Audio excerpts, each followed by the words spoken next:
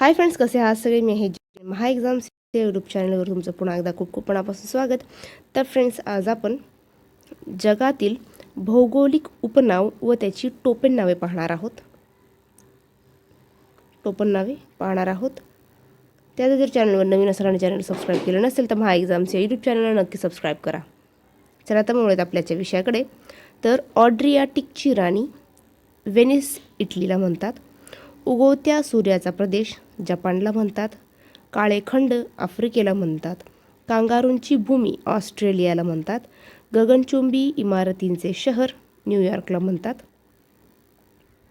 तसेच चीनचे अश्रू हो हँगो नदीला म्हणतात.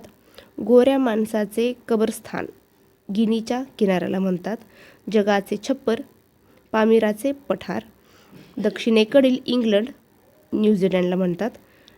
नाईलची देणगी इजिप्तला म्हणतात.